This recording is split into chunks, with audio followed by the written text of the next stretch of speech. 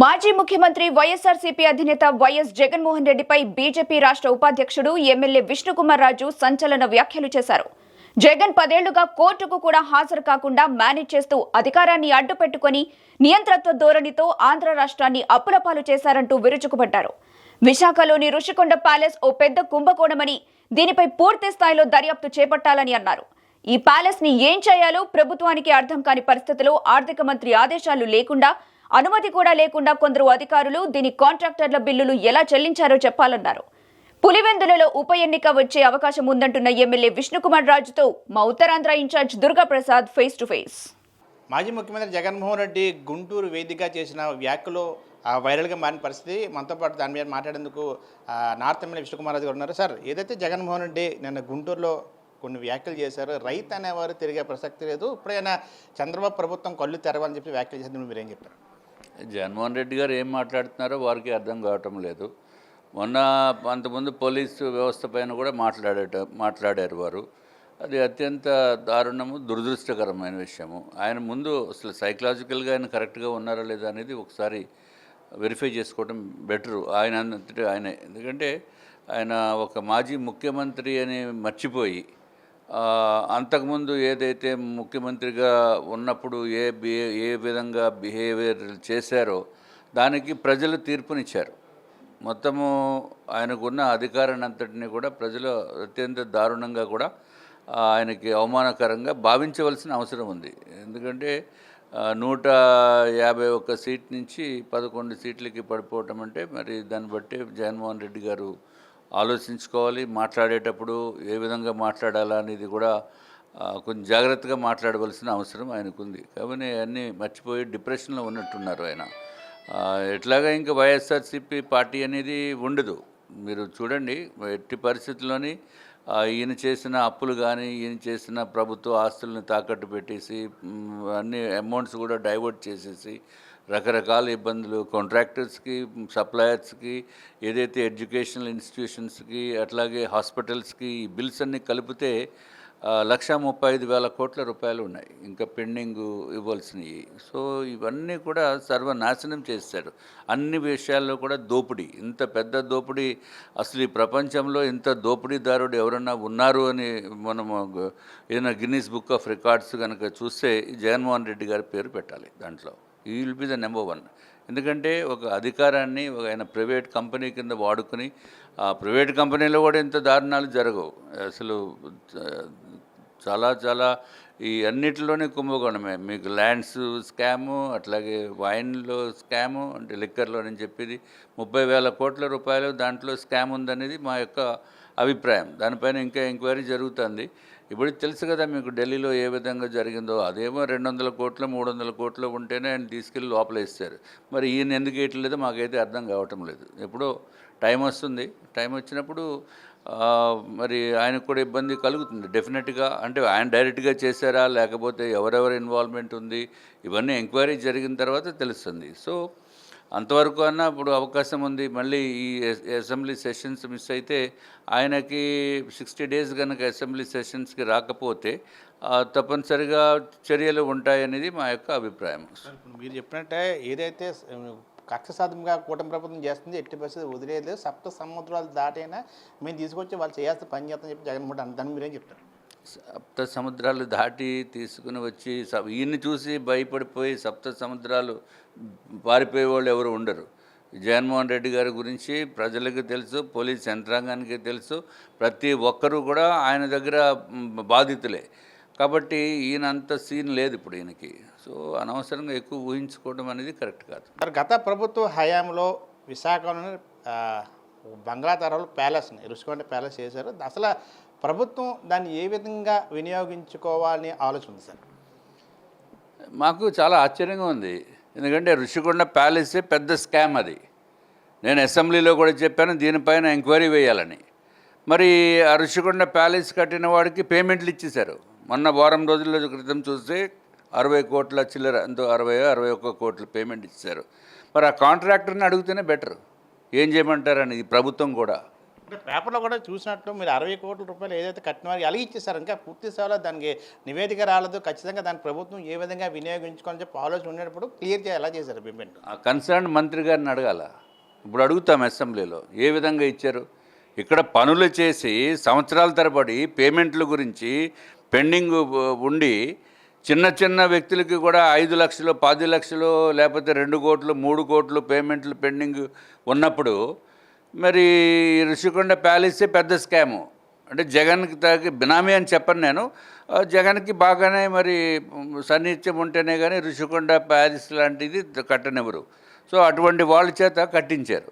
మరి కట్టించిన తర్వాత ప్రభుత్వం మారింది. మొన్న అసెంబ్లీ సెషన్స్లో కూడా దానిపైన డిస్కషన్ వచ్చింది. దానిపైన చర్యలు తీసుకోవాలని చెప్పి మేము చెప్పడం జరిగింది. అది ఎంత సీక్రెట్గా ఉంచుతున్నారంటే ఆ డాక్యుమెంట్ ఇవ్వండిరా బాబు అని చెప్పి మేము పెట్టిన ఋషికొండ ప్యాలెస్ టెండర్ డాక్యుమెంట్ ఇప్పటికి కూడా ఇవ్వాల. మరి ఆ కన్సర్న్ మంత్రి గారు లేకపోతే ఫైనాన్స్ మినిస్టర్ గారు ఆయనకి తెలియకుండా పేమెంట్లు వెళ్ళిపోయినాయా, లేకపోతే గవర్నమెంట్ అధికారులకి కూడా తెలియకుండా పేమెంట్లు ఇచ్చారా, ఎవరికి తెలిసి ఇచ్చారు? అంటే మిగిలిన వాళ్ళు చూస్తూ ఊరుకుంటే ఉంటే ఇష్టం వచ్చినట్టు అధికారులు చేస్తున్నారా? ఇప్పుడు ఆ ప్యాలెస్ని ఏం చేయాలంటే ఆ డిఈసి ఎవరైతే దాస్ ఇంజనీరింగ్ ఉందో వాళ్ళని అడిగి వాళ్ళు చెప్పిన ప్రకారం చేసేస్తే బాగుంటుంది. ఫైనల్గా ఇప్పుడు నార్త్ నియోజకవర్గం సంబంధించి ఇచ్చిన ఎన్నికల హామీ ప్రకారంగా అత మీ ప్లాన్ ఏ విధంగా ఉండబోతుంది? ఉత్తర నియోజకవర్గాన్ని ఏ విధంగా డెవలప్ చేయాలని మీ కాన్సెప్ట్ ఉంది? ఉత్తర నియోజకవర్గము అంతకుముందు 5 years కూడా డెవలప్మెంట్ అనేది జరగలేదు. కేవలము నేషనల్ హైవేస్ ఏదైనా రోడ్లు వేస్తే అది మేము ఉత్తర నియోజకవర్గంలో వేసేసామని చెప్పి అంతకుముందు ఉన్న వాళ్ళు చెప్పుకునేవారు. ఇప్పుడు అన్ని విధాలుగా కూడా డెవలప్ చేయాలి. కొండవాళ్ళు ప్రాంతంలో ఇబ్బందులు ఉన్నాయి. మా దృష్టికి ఏ సమస్య వచ్చినా దానిపైన పరిష్కారం చేయటం గురించి పూర్తి ప్రయత్నం చేస్తున్నాము. ఇట్లాగే జీవీఎంసీ కూడా దగ్గర నుంచి కూడా సహాయ సహకారాలు తీసుకుంటున్నాము. ఎందుకంటే వర్క్స్ అని చేయవలసింది జీవీఎంసీ ద్వారా చేయించుకోవాలి. అట్లాగే ఇంకా ఇక్కడ మెయిన్ ఎక్కువ ప్రాబ్లం ఏంటంటే గంజాయి. ఇదంతా ఫుల్ గంజాయి బ్యాచ్లు తయారైపోయినాయి. ఇష్టం వచ్చినట్టు ఎక్కడ కూడా రాత్రులు ఖాళీ ప్లేస్లు ఉంటే చాలు అక్కడ గంజాయి. సో దీనిపైన ఇప్పుడు పోలీస్ యంత్రాంగం ప్రత్యేకమైన దృష్టి సారించవలసిన అవసరం ఉంది. అట్లాగే ఈ సీసీ కెమెరాస్ కూడా పెట్టాలని ఒక ప్రపోజల్ కూడా ఉంది. తప్పనిసరిగా ఇక్కడ ఈ ఏరియాకి లేకపోతే విశాఖపట్నమే మొత్తం ఆంధ్ర రాష్ట్రంలో పెద్ద గంజాయికి హబ్ కింద తయారైపోయింది.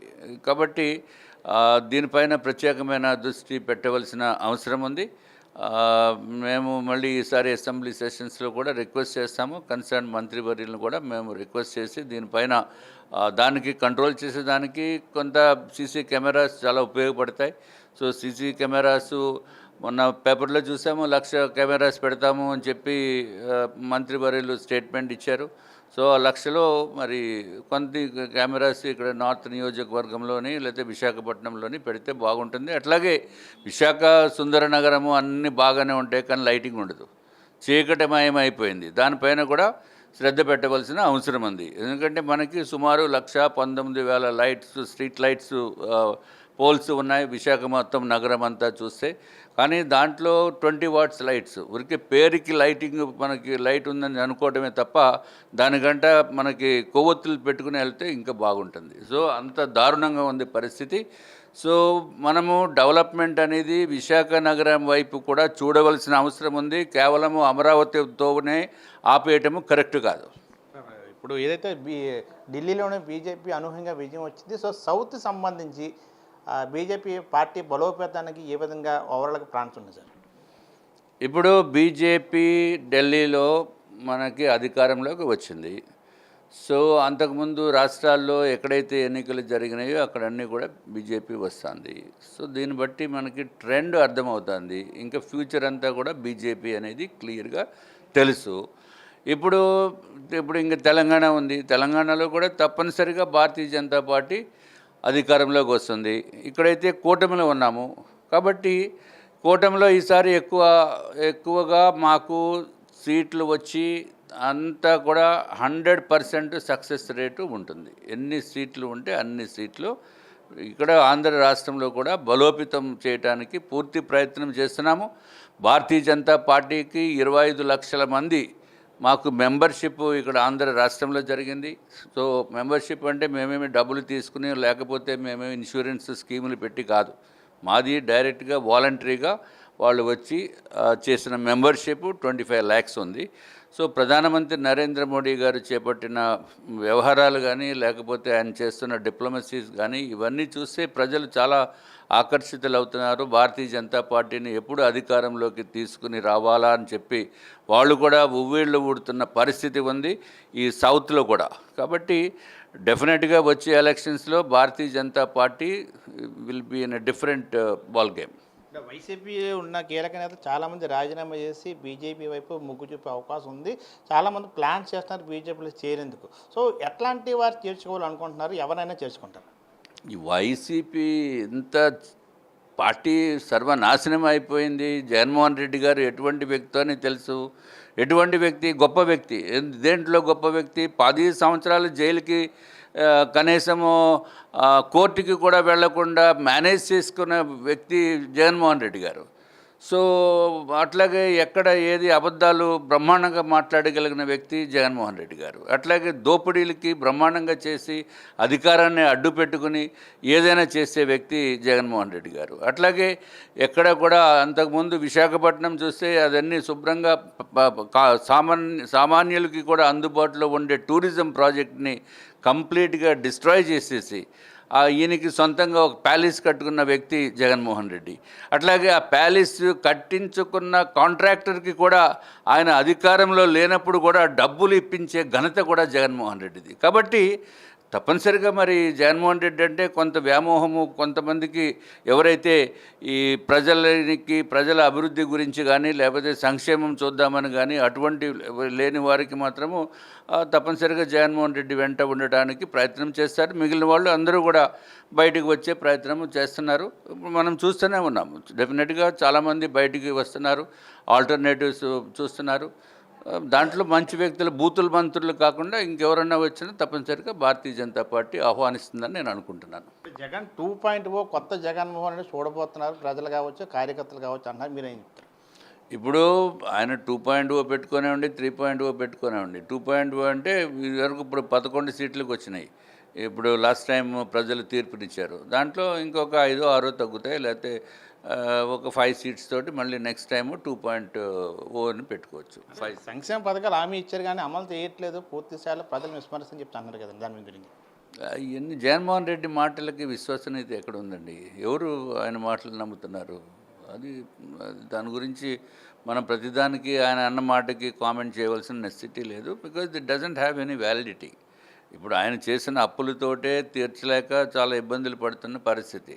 ఇప్పుడు రాష్ట్ర ప్రభుత్వము ఎక్కడన్నా ఇల్లు కట్టాలంటే డబ్బులు కనపడటం లేదు, ఎక్కడన్నా ఏదైనా సంక్షేమ పథకాలు చేయాలంటే డబ్బులు కనపడటం లేదు. మొత్తం అంతా అప్పులు చేస్తేనే కానీ ఏమీ చేయలేనటువంటి పరిస్థితికి, ఇంత దారుణాతి దారుణమైన పరిస్థితికి ఏ రాష్ట్రంలో కూడా ఇంత దారుణమైన పరిస్థితి ఉండదు. ఏ ముఖ్యమంత్రి కూడా ఇలా ఈ విధంగా చేసి ఉండరు. మరి జగన్మోహన్ రెడ్డి గారు చేశారు ఈ విధంగా. సో మరి అడ్వైజర్స్ అయితే 40 మందో ఎంతమందో ఉండేవారు, కానీ ఎవరు అడ్వైజులు ఆయన తీసుకోరు. ఆయన అంతా నియంతృత్వ పరిపాలనతోటి సర్వనాశనం చేశారు రాష్ట్రాన్ని. ఫైనల్గా డిప్యూటీ స్పీకర్ రఘురామకృష్ణ గారు చెప్పారు, అసెంబ్లీ సెషన్కి జగన్మోహన్ రెడ్డి హాజరవ్వట్లేదు, పులివెందుకు సంబంధించి ఉప ఎన్నికలు వచ్చే అవకాశం ఉన్నట్టు కూడా ఆయనకి కొన్ని సందర్భాలు మాట్లాడిన పరిస్థితి. దీని మీద ఏమండబోతుంది? అంటే ఇప్పుడు 60 days కంటిన్యూస్గా రాకపోతే చర్యలు ఉంటాయన్నట్టు మరి చూస్తున్నాము. అది ఎంతవరకు కరెక్టా టెక్నికల్గా నాకైతే తెలియదు, కానీ బట్ చర్యలు ఉంటామంటే ఏం చేయాలి? ఆయన రిజైన్ చేయాలి, లేకపోతే ఈయన్ని డిస్క్వాలిఫై చేస్తారు. తప్పనిసరిగా ఉప ఎన్నిక రావాలి కదా, 6 monthsలో రావాలి. అది టెక్నికల్గా ఒక సీట్ ఖాళీ అయితే 6 నెలల లోపున మళ్ళీ ఎలక్షన్ పెడతారు.